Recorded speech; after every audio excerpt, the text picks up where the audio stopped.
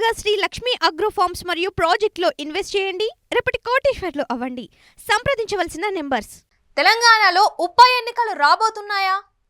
Party మారిన ఎమ్మెల్యేలు ముగ్గురు రాజీనామాలు చేసి ఎన్నికలకు వెళ్లడమా, లేక స్పీకర్ ద్వారా అనర్హత వేట ఎదుర్కొనడమా, హైకోర్టు తీర్పు ద్వారా పదవులు పోగొట్టుకోవడమా, ఏం జరగబోతోంది అన్న ఉత్కంఠ నెలకొంది. అయితే వీరి చేత రాజీనామాలు చేయించి ఉప ఎన్నికలకు వెళ్లాలని సీఎం రేవంత్ రెడ్డి భావిస్తున్నట్లు తెలుస్తోంది.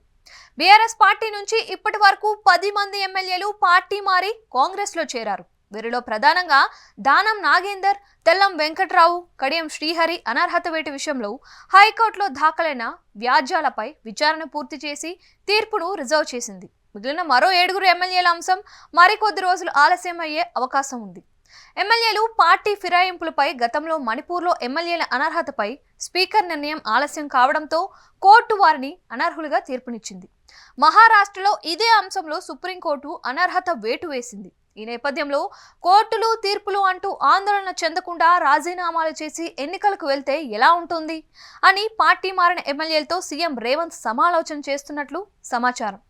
అనర్హత వేటుకు సంబంధించి 90 రోజుల గడువు ముగిసిన నేపథ్యంలో హైకోర్టు తీర్పు మీద సుప్రీంకోర్టుకు వెళ్లినా తీర్పు జాప్యం కాకుండా ఉంటుందని, ఈ పరిస్థితిలో ఉప ఎన్నికలకు వెళ్లడం ఉత్తమమని భావిస్తున్నట్లు తెలుస్తోంది.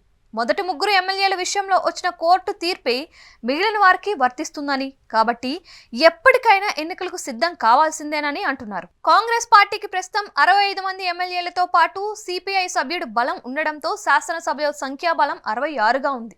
ఇక వీరికి తోడు 7 మంది ఎంఐఎం ఎమ్మెల్యేల బలం ఉన్న నేపథ్యంలో 73 మంది ఎమ్మెల్యేల బలం ప్రభుత్వానికి ఉంది. కాబట్టి ఇప్పటికిప్పుడు కాంగ్రెస్ పార్టీ ప్రభుత్వానికి వచ్చిన ఇబ్బంది ఏమీ లేదు. కోర్టు ద్వారా అనర్హత వేటు ఎదుర్కోవడం కన్నా ఉప ఎన్నికలకు వెళ్లడానికి ఎక్కువ అవకాశాలు ఉన్నాయని టాక్ వినిపిస్తోంది.